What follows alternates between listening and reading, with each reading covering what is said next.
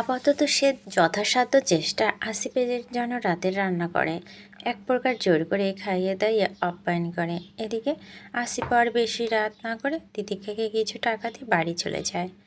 যদিও তিতিকা তার চাকরির বিষয় বলে আসিফের যথেষ্ট খুশি হয়, তবু সে কিছু টাকা দিতে ভোলে না।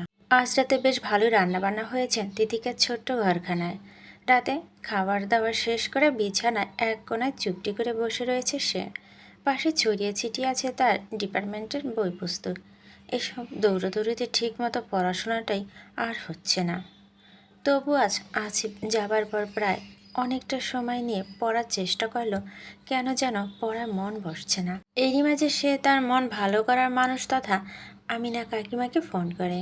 আজ ভাগ্যক্রমে প্রথম কলে আমিনা ফোনটা ধরে। শুরুতে বিস্তীর্ণ সালামের বিনিময় পর আমিনা হাসি মুখে অভিব্যক্তিতে তিতিক্ষার উদ্দেশ্যে বলে, হ্যাঁ রে তিতিক্ষা, আসিফ আজ তোর ওখানে গিয়েছিল তো? ঠিকমতো বাজার সদাই করে দিয়েছে?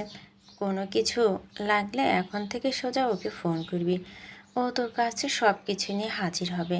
আর কিছুদিন কষ্ট কর, দেখিস তোর কাকিমা তোর জন্য ও কি জানি কয় সারপ্রাইজ নাকি, ওইটা দিব তোর। আমিনার এহেন কথায় তিতিকা কিছুটা অবাক হলো, আকস্মাৎ হেসে ফেলে। পরক্ষণে কিছুটা উৎসুক কণ্ঠে বলে, তুমি আমায় সারপ্রাইজ দেবে? কি সারপ্রাইজ দেবে এখনই বলো না প্লিজ। এভাবে একে একে দুজনের মাঝে খুনসুটি ও মজাদার দীর্ঘময় এক কথোপকথন চলতে থাকে। আর একটা পর্যায়ে এসে তিতিকা আচমকা আসিফের বলে যাওয়া সেই জমি জমার বিষয়টা মাথায় আসে। তখনই সে কিছুটা আগ্রহী হয়ে আমিনাকে উদ্দেশ্য করে বলে, আচ্ছা কাকিমা, তোমার না একটা বিষয় কিছু জিজ্ঞেস করার ছিল। তুমি জানো কিনা জানি না, কিন্তু আমি শুনলাম আমার বাবা নাকি এখনও শহরের দিকে কিছু জমি জমা আছে, যদিও সেগুলো নাকি কিছুটা ভেজালে, তো কাকারা যদি একটু ব্যবস্থা করে দেয় তাহলে ওসব নাকি আমার নামে। তিতিক্ষার কথা সম্পূর্ণ হয় না, বরং তার পূর্বেই তিতিক্ষাকে বিস্মিত করে দিয়ে আকস্মাৎ আমিনা তার রুক্ষ স্বরে বলে, ওসব জেনে তুই কি করবি? তোকে এইসব বিষয়ে কে বলেছে শুনি? আচমকা তার কথার স্বর এমন পাল্টে যেতে দেখে তিতিক্ষা খানিকটা অবাক হয়। তবুও সে নিজেকে তটস্থ করে বলে, কেন কাকিমা, আমি কি কিছু ভুল? হারামজাদি, তোর জন্য এত কিছু করতেছি তবুও তোর হয় না? ওই এক টুকরো জমি জমা কি আছে, ওটার জন্যই এখন খামচা মারিস? শালি হতচ্ছাড়ি, আবার যদি কখনো দেখেছি এইসব নিয়ে পিড়াপাড়ি করতেছিস, বিশ্বাস কর এই আমি না তোরে মাটিতে গাইরা রাখবো, কয়া দিলাম। পড়তে পাঠাইছি, মন দিয়ে পড়, নয়তো আর বেশি কিছু কইলাম না। কাকা কাকিমা তিতিক্ষার কথা বলার যেন কোনো সুযোগ হয় না। আকস্মাৎ এমন ঘটনায় যেন তার কাছে স্বপ্নের মতো ঠেকছে। তার কাকিমা এইমাত্র তাকে এসব কথা বলল, এসব সে কি করে বিশ্বাস করবে? শুধুমাত্র এই জমি নিয়ে এইটুকু জিজ্ঞেস করায় তাকে তার কাকিমা এত কথা শুনিয়ে দিল। আসলে সবাই তার কাছে চায়টা কি, এমন কি রয়েছে যা সে জানে না? তিথিকে এত কিছু ভেবে উঠতে পারে না। তার চোখ বেয়ে অনর্গল পানি ঝরছে, যেন হঠাৎ করে সব কিছু বদলে গিয়েছে। এতদিন যাকে ভরসা করে পাশে পেয়েছে সেই কাকিমার মুখ থেকে এমন কথাগুলো শুনে তিতিকা ভিতরে ভিতরে তীব্রভাবে ভেঙে পড়েছে। কেমন একটা চাপা কষ্ট আর অপমানবোধ তার বুকের মধ্যে জমাট বেঁধে আছে। সে চুপ করে বসে থাকে, কিন্তু কিছু বলতে পারে না। ফর্সা গাল ভিজে সিক্ত হয়, নাকের পাটা ফুলে লাল হয়ে ওঠে। আর সে শুধু ভাবতে থাকে, এই দুনিয়ায় সে আসলে কার কতটা আপন? এমন কেউ কি আছে যে সত্যি সত্যি শুধুমাত্র তারই হবে, সবসময় সর্বক্ষেত্রে তার ভেতরটাকে বুঝবে, তাকে বিনা স্বার্থে ভালোবাসবে? আর এখনো এমন কি কি অজানা রয়েছে যা সে এখনো জানে না? বাতাস থমথমে হয়ে ওঠে। ঘরের নিস্তব্ধতা ভিতরে শুধু তিতিক্ষার নিঃশব্দ কান্না আর একরাশ প্রশ্ন ছড়িয়ে থাকে, যা সর্বদার ন্যায় উত্তরহীন। সারাটা রাত নির্ঘুম কাটিয়ে আজ অনেকটা বেলা হয়ে গিয়েছে। গত কয়েকদিন হতে তিতিক্ষার চোখে ঘুম নেই। সে রাতের ঘটার পর তার কাকিমার সাথে আর কোনো যোগাযোগ হয়নি তিতিক্ষার। নিজে থেকে কয়েকবার ফোন করে সাড়া পায়নি। এমনি তো মন মেজাজ সব কেমন যেন বিগড়ে রয়েছে। এদিকে দেখতে দেখতে শেষমেশ মাস ফুরিয়ে নতুন মাস 1 তারিখে চলে এসেছে, অথচ তিতিক্ষার সেদিকে তেমন খেয়াল নেই। এতদিন মন খারাপের সাথে ছিল তার কাকিমা, অথচ সে নিজে এখন তিতিক্ষাকে কষ্ট দিচ্ছে। তার সাথে কথা বলতে না পারার কষ্টটাই তিতিক্ষার সবচেয়ে বড় কষ্ট। এইসব চিন্তাভাবনা মাথা থেকে সরিয়ে তিতিক্ষা অফিসের জন্য তৈরি হতে শুরু করে। সেদিন রফিক সাহেব ভালো করে বলে দিয়েছিলেন যেন সকাল সকাল অফিসে আসে, অথচ আজ প্রথম দিনই তার দেরি হওয়ার সম্ভাবনা। তার মাঝে যদি ট্রাফিক জ্যামে আটকে পড়ে তবে আর আজ রক্ষা পায় কী করে? তিতিকা একটু সময় নষ্ট না করে ব্যাগে কিছু টাকা নিয়ে অফিসের উদ্দেশ্যে রওনা দেয়। এবার অবশ্য পুরো রাস্তা হেঁটে যাবার মতো সিদ্ধান্ত সে নিল না। হাতে টাকা পয়সা বেশ ভালোই আছে। যথারীতি সে যাবার জন্য একটা রিক্সা ভাড়া করে। অফিসে আসা মাত্রই আবার রফিক সাহেবের সাথে তার দেখা। এরই অবশ্য তিনি তিতিক্ষাকে বেশ কিছু বলার সুযোগ দিলেন না, কারণ তিতিক্ষা আসতে নির্দিষ্ট সময়ের চেয়ে বেশ অনেকটা দেরি হয়ে গিয়েছে, অথচ তার আরও অনেক আগেই আসার কথা ছিল। ফলস্বরূপ তাকে নিয়ে যেন রফিক সাহেব নিজেই কিছুটা চিন্তিত। শুরুতেই সে তিতিক্ষাকে উদ্দেশ্য করে বলল, সেদিন কতবার করে বলে দিলাম সময় নিয়ে সকাল সকাল অফিসে এসো। স্যারের নিয়মানুবর্তিতা মারাত্মক। না জানি তোমার কপালে কি আছে, চাকরিটা পাওয়ার আগে হারালে কাহিনী বরবাদ। রফিক সাহেবের এহেন কথায় তিতিকা কিছুটা ঘাবড়ে যায়। অবশ্য সে করবে বা আর কেউ নেই। তাকে কিছুটা ঘাবড়ে যেতে দেখে রফিক সাহেব ভারী শ্বাস ফেলে খানিকটা মলিন হেসে বলে, চিন্তা করো না, ঘাবড়ানোর কিছু নেই। তোমার কপালে চাকরিটা থাকলে অবশ্যই হবে, আর না থাকলে তবে তুমি কিন্তু বাকি সবার থেকে কিছুটা স্পেশাল। স্যার কিন্তু মানুষ দেখে মন গলে যাওয়ার মতো লোক না, অথচ তুমি সবার চেয়ে ছোট হয়েও সেই তোমাকে চাকরির জন্য অফার দিয়েছে। তোমার ভাগ্য আছে বলতে হয়। তিতিকা মনোযোগ দিয়ে চুপচাপ রফিকের কথাগুলো শুনল। মনে কিছু প্রশ্ন জাগলেও সেসব জিজ্ঞেস করার মতো আর সময় হলো না, বরং তার আগেই রফিক সাহেব তাকে সিওর চেম্বারে যাওয়ার উদ্বেগের সহিত পাঠিয়ে দিলেন। উচ্চতর একটি ভবনে শেষ প্রান্ত, কাজঘর এক বিশাল কক্ষে স্থাপিত সেই অফিস রুমে যেন আধুনিকতার সযত্নে ছড়িয়েছে আভিজাত্যতার চাদরে। চারদিকে দেওয়াল জুড়ে শোভা পাচ্ছে ধূসর ও নেভি ব্লু রঙের সরঞ্জামী সংমিশ্রণ, যার প্রতিটি ইঞ্চিতে ছড়ানো এক ধরনের কঠোর সৌন্দর্য, সংহত এবং নিয়ন্ত্রিত, একেবারে যেন তার নির্দিষ্ট ব্যক্তিত্বের মতোই।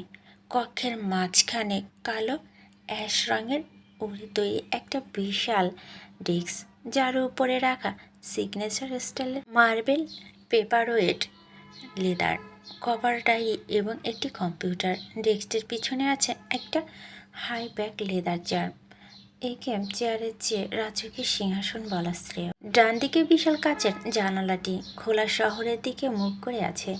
নিচে মানুষের ভিড়, যানবাহনের জট আর দূরে দিগন্ত, সবই যেন তার পায়ের নিচে। এছাড়াও মিনিমাল সোফা সেট ও সেন্টার টেবিল ব্যবসায়ী অতিথিদের জন্য সংরক্ষিত। টেবিলের উপরে কিছুটা ম্যাগাজিনের স্তব এবং তার পাশে রাখা এক বোতল ভিনটেজ স্কচ আর দুটো ক্রিস্টাল গ্লাস। বাম দিকে বুক সেলফ গুছিয়ে রাখা হয়েছে ফাইন্যান্স, সাইকোলজি এবং স্ট্যাটিস, বিজনেস রিলেটেড বই সহ আরও কিছু পুরানো নোটবুক, হয়তো যেখানে লেখা আছে ARC কোম্পানি সিও ওরফে অধীর রায়হান চৌধুরী। প্রথম উদ্যোগে না পড়া সকল অধ্যায়গুলো সেলফের উপর এক কোণায় সযত্নে রাখা কয়েকটি চকচকে ট্রফি, কেবল এইটুকুই যেন এই ঠান্ডা প্রফেশনাল ঘরে এক বিন্দু উষ্ণতা যোগ করেছে। ঘরের সর্বত্র জুড়ে রয়েছে শীতল এক নীরব আধিপত্য, যেখানে কেউ উচ্চস্বরে কথা বলে না, কেবল সকলে সম্মান করে, কারণ এই কেবিনে শুধু একটি অফিস নয়, এটা ARC সাম্রাজ্যের হৃদয়কেন্দ্র। তিতিকা দরজা ঠেলে দিয়ে চারপাশটা দেখতে দেখতে যেন বিষম খেল। তার সম্মুখে যে কেউ বসে থেকে তার ভাবগতি পর্যবেক্ষণ করছে, তা সে কুলক্ষণেও টের পায় না। প্রায় অনেকটা সময় পর কারো গলা খাঁকানোর শব্দে তিতিকা ধ্যান ভাঙে। তৎক্ষণাৎ সামনের দিকে তাকাতে নজর পড়ে গম্ভীর অবির ব্যক্তি সেই আধীর রায়হান চৌধুরীকে। হাই ব্যাক চেয়ারে পায়ের ওপর পা তুলে কড়া দৃষ্টিতে তার দিকে তাকিয়ে। আর আধীর রায়হানের এহেন চাউনিতে তিতিকা চোখ মুখ চুপসে গিয়ে গলা শুকিয়ে গেল। এ যেন চাউনি নয়, বরং নিঃশব্দে কাউকে গিলে খেয়ে ফেলার বার্তা আভাস। তিথিকা কি করবে না করবে কিছুই বুঝে ওঠার পূর্বে আচমকা সে দেখতে পায় অধীর রায়হান তার গম্ভীর দৃষ্টি নিচে নামিয়ে দিয়েছে। তার নজর এখন কিছু ফাইলের দিকে। এদিকে তিথিকা নিজেকে দূরত্ব সামলে নিয়ে ভাবতে লাগলো এই মুহূর্তে তার কি করা উচিত। তিথিকা খেয়াল করে দেখে সে এখনও দরজার কাছেই দাঁড়িয়ে, আর সে এক মারাত্মক আহম্মকের মতো দরজা খুলে ভিতরে আসার পারমিশন না চেয়ে রুমে প্রবেশ করে ফেলে। এমন অবস্থায় সে আরও বেশি ঘাবড়ে যায়, তবুও নিজেকে যথাসাধ্য চেষ্টা সামলে নিয়ে ইতিহস্ত স্বরে আওড়ায়, স্যার আসবো? ভেতরে যখন চলে এসেছেন তবে কিসের পারমিশন চাইছেন? এমন শীতল গম্ভীর কণ্ঠে তিতিকা আকস্মাৎ চমকে উঠল। আধির রায়হান এখনও তার দিকে মুখ তুলে তাকায়নি, বরং সে না তাকে তিতিক্ষাকে এহেন কথা বলে দেয়। এদিকে তিতিক্ষা সাহস করে চুপচাপ তার দিকে এগিয়ে যায়। এরই মাঝে ভিজিটর চেয়ারের সামনে এসে চুপটি করে দাঁড়ায়। তৎক্ষণাৎ অধীর রায়হান ওরফে গম্ভীর মুখের লোকটি বলে ওঠে, প্লিজ সিট ডাউন। আধিরের কথায় তিতিক্ষা মুখ তুলে এক পলক তাকে দেখে নেয়। পরক্ষণে আলতোভাবে ভারী শ্বাস ফেলে চুপচাপ চেয়ার টেনে গুটিসুটি হয়ে বসে পড়ে। তিতিক্ষা বসা মাত্রই অধীর রায়হান মাথা উঁচিয়ে তার দিকে তাকায়। নিমিষে তিতিক্ষায় কিঞ্চিত ঢোক গেলে মাথা নিচু করে। So you late on your first day. Titiksha মাথা তুলে অধীরের দিকে গম্ভীর তীক্ষ্ণ এক চাউনি তার দিকে নিক্ষিপ্ত। অধীরের এই কথার উত্তরে তিতিক্ষা কি বলা উচিত বুঝতে পারছে না। সে শুধু ধীর স্বরে আওড়ালো, সরি স্যার, আর কখনো দেরি হবে না। তিতিক্ষার কথায় অধীর রায়হান কিঞ্চিত বাঁকা রুক্ষ হাসে। সে হাসিতে তিতিক্ষার খানিকটা ঘাবড়ে যায়। মন বলছে আজই তার এই অফিস থেকে বিদেয় হয়ে যাবে। এরই মাঝে আধির তার উদ্দেশ্য বলে, মিস তিতিক্ষা, দেরি করার এক জিনিস, আর দেরি করে এসে পারমিশন না নিয়ে সরাসরি রুমে প্রবেশ করা তা একেবারেই ভদ্রতার মধ্যে পড়ে না। অধীরের কণ্ঠে রাগ কিংবা ক্ষোভ নেই, কিন্তু রুক্ষতার স্বরে এক ধরনের শীতল তাচ্ছিল্য জড়িয়ে আছে, যেন প্রতিটি শব্দ ছুরি হয়ে এসে তিতিক্ষার আত্মবিশ্বাসে ঘা দিচ্ছে। তিতিক্ষা আবার একবার মুখ নিচু করে, চোখের পলকে নিজের স্থিরতা ঢাকার ব্যর্থ চেষ্টা, অথচ গলার স্বর এখনও কাঁপছে। সে ধীরে ধীরে বলে, আমি সত্যি খুব নার্ভাস ছিলাম স্যার, আপনার সময় নষ্ট করার জন্য দুঃখিত। আধির এবার তার আঙুলের ডগায় রাখা কলমটা হাতে তুলে নেয়, তারপর তার ব্যালেন্স করে একবার ঘুরিয়ে আবার নামিয়ে রাখে। এরপর হঠাৎ করে বলে উঠে, নার্ভাস? এই তো শুরু। আপনি কি জানেন না নার্ভাসনেসের এখানে একটা বিলাসিতা মাত্র। আমাদের এই ফ্লোরে যেখানে প্রতিটি সেকেন্ড মানে লক্ষ টাকার প্রজেক্ট, সেখানে আপনি 1 মিনিট হারানোর সুযোগ পাবেন না। বিশেষ করে আপনার মতো নতুনদের জন্য এখানে নার্ভাস শব্দটার কোনো জায়গা নেই। পরের বার নার্ভাস থাকলে আগে গায়ে পানি দিয়ে আসবেন। এটা অফিস, স্কুল নয়, আর এখানে কাউকে সরি বলে রক্ষা পাওয়া যায় না। সময়, ভদ্রতা আর প্রফেশনালিজম, এই তিনটিতে জিনিসের কারোর জন্য কোনো ছাড় নেই। একসাথে এত কিছু শুনে তিথিকা সম্পূর্ণ হতভম্ব। এবার যেন সে জবাব দিতে গিয়ে হোঁচট খায়, কিন্তু পরক্ষণে নিজেকে গুছিয়ে নিয়ে বলে, আমি বুঝতে পারছি স্যার, আমি প্রতিশ্রুতি দিচ্ছি আমি আমার সর্বোচ্চটা দেব। আধির এবার এক দৃষ্টিতে তার দিকে তাকিয়ে থাকে, চোখ জোড়া যেন এক্স-রে নেয়, চোখ দিয়ে মানুষকে ভেদ করে তার মেরুদণ্ড অবধি পড়ে ফেলতে পারে। আধির রায়হান এক দৃষ্টিতে তিতিক্ষার দিকে কিছুক্ষণ তাকিয়ে থাকার পর হঠাৎ করে চেয়ার থেকে হেলান দিয়ে একটু পিছনে যায় এবং আবারও গাম্ভীর্য সহিত বলে ওঠে, গুড। আমি অতিরিক্ত কথা পছন্দ করি না মিস তিতিক্ষা, কাজ দেখলে বুঝতে পারবেন আপনি এখানে থাকার উপযুক্ত কিনা। এই বলে আধির খানিকটা সময়ের জন্য থেমে যায় এবং পরক্ষণে এক মুহূর্তে থেমে আবার বলে ওঠে, প্রেজেন্টেশন রুমে যান। 20 মিনিটের মধ্যে প্রথম ক্লায়েন্টের ব্রিফ শুরু হবে। আপনি ওখানে থাকবেন, শুনবেন এবং নোট নেবেন। দেখা যাক আপনি কতটা শিখতে আগ্রহী। তিতিক্ষা সোজা হয়ে বসে পড়ে, তার চোখে তখন ভয় আর কৌতূহলের মিশ্রণ প্রতিচ্ছবি। ইয়েস স্যার, সে এইটুকু বলে থমকায় এবং ধীরে ধীরে চেয়ার থেকে উঠে দাঁড়ায়। আধির রায়হান আর কিছু বলে না বলে ফাইলের দিকে চোখ ফেরায়, যেন তিতিক্ষা এখন কেবল এক টুকরো বাতাস যা রুমে এসেছিল এবং চলে যাবে। তবে এরই মাঝে হঠাৎ অধীর পিছন হতে তিতিক্ষার উদ্দেশ্য বলে মিস তিতিক থেকে বের হতে নিয়েছিল, তবে আচমকা আধিরের কথা শোনা মাত্র সে উল্টো ঘুরে পিছনে ফিরে তাকায়। তখনই দেখতে পায় আধির পাশের ওপর পা তুলে ফাইলের ওপর থেকে নজর সরিয়ে তার দিকে তাকিয়েছে। তিথিকা কিছুটা ইতিহস্ত স্বরে বলতে চায়, স্যার আরও কিছু কি বলবেন? তিথিকা কথা পুরোপুরি শেষ হয় না, বরং তার পূর্বে অধীর রাহেন তার গম্ভীর কণ্ঠে তিথিকার দিকে তীক্ষ্ণতার সহিত প্রশ্ন ছুড়ে বলে, আপনার হোমটাউন কোথায়? আচমকা এহেন কথা শুনে তিথিকা আকস্মাৎ ভড়কে যায়, যেন এমন পরিস্থিতি এহেন প্রশ্ন একদমই বেমানান। সে নিজেকে তটস্থ করে অধীর রাহানের উদ্দেশ্য বলে, জি স্যার, আপনার হোমটাউন কোথায়? আবার সে একই স্বরে তীক্ষ্ণ গম্ভীর প্রশ্ন। তিথিকা আওড়ালেন, খানিকটা ভারী শ্বাস ফেলে বলে, নারায়ণগঞ্জ। তিথিকার কথায় অধীরের কপালে কিঞ্চিত ভাঁজ পড়ে। সে তৎক্ষণাৎ খানিকটা সন্দেহান স্বরে আওড়ালো, নারায়ণগঞ্জ, জি স্যার। অধীর কপাল কুঁচকে এক দৃষ্টিতে তিতিক্ষার দিকে তাকিয়ে থাকে, যেন কিছু একটা তার মন মতো হয়নি। এখানে যেন বিশেষ এক কিন্তু রয়ে গিয়েছে। তিতিক্ষা সিবিতে সে নারায়ণগঞ্জের ঠিকানা দেখেছিল, কিন্তু এটা যেন তার চিন্তাভাবনার সাথে সামঞ্জস্যভাবে ঠিক খাপ খাচ্ছে না। ওদিকে তিতিক্ষা যেন কিছুই বুঝতে পারছে না, এখানে আদতে হচ্ছেটা কি। হঠাৎ এত বড় অফিসে সিও তার হোমটাউন নিয়ে পড়ে আছে, বিষয়টা কেমন যেন অদ্ভুত। তবুও সে নিজেকে যথাসাধ্য স্বাভাবিক রাখল। ততক্ষণে আধির তার খেয়াল থেকে বেরিয়ে গম্ভীর স্বরে আচমকা বলল, আপনি এখন যেতে পারেন। তিতিক্ষা তার কথায় ভারী শ্বাস ফেলে। লোকটি সুদর্শন হলেও বয়সে তার কত বড়।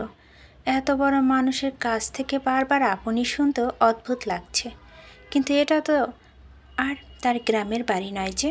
গ্রামের চাচা মামাদের মতো আধিরও তাকে তুই তুমি সম্বোধন করবে। এসব ভাবতে ভাবতে তিতিক্ষা খানিকটা মুচকি হেসে ফেলল। তার চিন্তা ভাবনা তার কাছে কিছুটা হাস্যকর ঠেকছে। তিতিক্ষা ধীর পায়ে দরজা খুলে বেরিয়ে যান, তবে বুকের ভিতর যেন এক অজানা ঝড় শুরু হয়ে গিয়েছে। এটাই ছিল তার প্রথম দিন এবং তার প্রথম সংঘর্ষ আধির রায়হানের সঙ্গে। তবে এইটুকু সে এখনই বুঝে যায়, এই মানুষটা সহজ কেউ নয়। ফলে সে এই মস্ত বড় অফিসে গম্ভীর মুখর সিও ওরফে আধির রায়হান চৌধুরী একটি বিশেষ নামও দিয়ে ফেলেন। রুম থেকে বের হওয়া মাত্রই সে বিড়বিড় করে আওড়ায়, মিস্টার খারুশ, খারুশ রায়হান চৌধুরী। এই বলে সে নিস্পৃহ হেসে ফেলে, আর তার এই হাসির রুমের ভিতর থেকে সিসিটিভিতে স্ক্রিনের দিকে তাকিয়ে একজোড়া চোখ দেখতে দেখতে কপাল কুঁচকে ফেলে। আধির তিতিক্ষার বলা কথাগুলো না বুঝলো স্ক্রিনে তাকিয়ে তিতিক্ষাকে দেখতে দেখতে আচমকা তার হাসিতেও সে অবাক হয়। এই মেয়েটা তার কাছে বেশ অদ্ভুত, কেননা সামান্য ভার্সিটি পড়ুয়া মেয়েকে তো আর সে এমনি এমনি অফিসে জব দেওয়ার জন্য সিলেক্ট করেনি। এর পিছনে অবশ্যই কিছু কারণও রয়েছে, যা সম্পূর্ণ স্পষ্ট না হলেও কিছুটা রহস্যজনক। আর এই অফিস হলো তিতিক্ষার চেনা জগতের বাইরে কোনো এক শীতল রুক্ষ গ্রহ, যেখানে এই অফিসের বস হলো তার সবচেয়ে বেশি রহস্যজনক।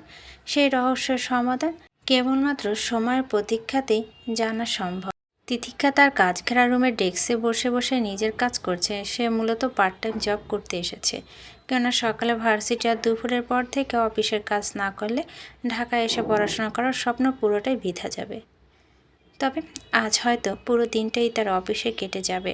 প্রথম দিনই যে এতগুলো কাজ এসে কপালে জুটবে তা সে হয়তো কল্পনাও তো ভাবেনি। তিতিক্ষা তার কাজে বেশ মনোযোগী। অফিসের সিও আর চৌধুরী ক্যাবিনে প্রায় পাশেই তাকে তার নির্দিষ্ট ডেস্কে দেওয়া হয়েছে, যা সিও তথা আধির রায়হান চৌধুরী কাজ ঘেরা রুম থেকে একদমই দৃশ্যমান। যদিও আধিরের রুমের গ্লাসগুলো রিফ্লেক্টিভ হওয়া, শুধু আধিরই বাইরে সব কিছু দেখতে পারে, কিন্তু বাইরে কারো পক্ষে তার রুমের ভিতরে কার্যক্রম বা কোনো কিছুই দেখা সম্ভব না। তিতিকার পাশে তার সহকর্মী হিসেবে আরও একটা নতুন মেয়ে রয়েছে। মেয়েটির নাম যারা। যদিও সে তিতিক্ষার চেয়ে বয়সে কিছুটা বড়, কিন্তু মেয়েটি হাবভাব খানিক অদ্ভুত। প্রথম পরিচয় আলাপে সে তার বিশেষ কোনো কিছু আন্দাজ করতে পারেনি। মেয়েটি কখনো গম্ভীর খিটখিটে মেজাজে, আবার মনে হয় হয়তো স্বাভাবিকই। দুজনে পাশাপাশি বসে ভালোই নিজেদের কাজে মনোযোগী হয়েছে। তবে মাঝে মধ্যে কাজে ফাঁকে ফাঁকে সে এই যারা নামক মেয়েটিকে আর চোখে দেখছে। যদিও টুকটাক কথা বলার ইচ্ছে তার রয়েছে, কিন্তু মেয়েটি অত্যাধিক পরিমাণে গম্ভীর হয় সে আর এই সাহস পাচ্ছে না। এরই মাঝে আচমকা যারার ফোনে একটা কল আসে। ফোনটা চেক করতেই তার কপাল কুঁচকে যায়। খানিকটা বিরক্ত নিয়ে সে কলটা রিসিভ করে। পরক্ষণে ফোনের অপর প্রান্তে হতে ব্যক্তির কিছু কথা চুপ করে শোনার পর খানিকটা রুক্ষ স্বরে সে বলতে শুরু করে, আপনাদের সমস্যাটা কি? আমি কতবার বললাম আমার নতুন জব হয়েছে, এই মুহূর্তে আমি এই টিউশনিতে কন্টিনিউ করতে পারবো না, আর আমিও চাইও না। ঠিক আছে, আমি তেমন কাউকে পেলে অবশ্যই ব্যবস্থা করব। এইটুকু বলে যারা তার ফোনটা রেখে দেয়। খানিকটা বিরক্ত শ্বাস ফেলে রুক্ষস্বরে আওড়ায়, যত সব, এতবার করে বলেছি আমি টিউশনি করাতে পারবো না, আর এনারা মানছেই না। খালি বাচ্চার পরীক্ষার সামনে আরে বাচ্চা পরীক্ষার সামনে তাতে আমি কি করব? আশ্চর্য লোকজন। যারা কথাবার্তাগুলো তিতিকার কাছে বেশ অদ্ভুত লাগলো। সে কিছুটা সংকোচের সহিত যারার উদ্দেশ্য বলল, কিছু মনে না করলে একটা কথা জিজ্ঞেস করি। তিতিকার কথা যারা তার দিকে ফিরে তাকায়, খানিকটা বিরক্ত সন্ধিয়ান স্বরে বলে উঠে, বলো। একটু আগে তুমি যে ফোনে কথা বলছিলে, মানে বলতে চাচ্ছিলাম, তুমি কি তোমার কোনো টিউশন ছেড়ে দিয়েছ? তিতিকার সংকোচনমূলক কথার স্বর যারা কিছুটা ভারী শ্বাস ফেলে বলে, কিন্তু এরা আমার পিছু ছাড়ছে না। এমনি তো একটা গাধা বাচ্চা পড়াতে হয়, ঠিকমতো পড়াশোনা করে না, আবার সামনের মাসে তার পরীক্ষা। এখন আমি টিউশনি ছেড়ে দিয়েছি বলে তাদের কত কাহিনী, এই মুহূর্তে আবার টিউশনি ছেড়ে দেওয়া নাকি ঠিক হচ্ছে না। আচ্ছা তুমি বলো, আমার টিউশনি আমি যখন ইচ্ছে তখন ছাড়বো, তাতে ওনাদের কি? আর বাচ্চা কবে কিসের পরীক্ষা, পাশ করবে নাকি ফেল করবে, তা কি টিউশনি ছাড়ার পরও আমার দেখার বিষয়? মোটেও না। আবার বলছে আমাকে নাকি নতুন টিউটর খুঁজে দিতে হবে। যত সব ফাউল লোকজন। প্রচণ্ড বিরক্ত সহিত এই কথাগুলো বলে যারা শ্বাস ফেলে নিজের কাজে মনোযোগী হয়। এমনিতে সে এক প্রাইভেট বিশ্ববিদ্যালয়ের শিক্ষার্থী, যথারীতি এইসব টুকটাক টিউশনি পড়াতে নিয়েছিল শখের বশে। এখন এত বড় অফিসে জব হওয়ার টিউশনির মতো ব্যাপারগুলো তার কাছে বড়ই তুচ্ছ হয়ে গিয়েছে। এদিকে তিতিক্ষা মেয়েটির এমন কথাবার্তা শুনে কিছুটা অবাক হয়। অবশ্য তার বেশি কিছু বলারও সুযোগ নেই। এই সড়ক কত বিচিত্র মন মানসিকতা মানুষজন যে রয়েছে তা তিতিক্ষা পুরোপুরি জানতে না পারলেও এই কয়েকদিনে কিছুটা হলেও আন্দাজ করতে পেরেছে। তবে সে এসব বিষয় রেখে যারা একটি কথাকে বিশেষ প্রাধান্য দিয়ে সরাসরি তার উদ্দেশ্যে বলো, তুমি যদি কিছু মনে না করো তাহলে আমি তোমার ওই টিউশনি ব্যাপারে আরও কিছু জানতে আগ্রহী। যেহেতু তুমি বলবে তাদের নতুন টিউটর লাগবে। তিতিক্ষার কথা স্বরে যারা খানিকটা সন্দেহান ও আনন্দ উদ্বেগ নিয়ে বলে ওঠে, তুমি পড়াবে নাকি? যদি বলো তাহলে আমি তোমাকে তাদের নাম্বার আর ঠিকানাটা দিয়ে দিতে পারি। তুমি পড়ালে হয়তো আমার মাথা থেকে আপদটা বিদে হবে। যারার কথা শুনে তিতিক্ষা অপ্রস্তুত ভঙ্গিতে আলতো হাসে। পরক্ষণে যারার কাছ থেকে টিউশনির ঠিকানা ও ফোন নাম্বারটা জেনে নিয়ে কিছুটা খুশি মনে ভারী শ্বাস ফেলে।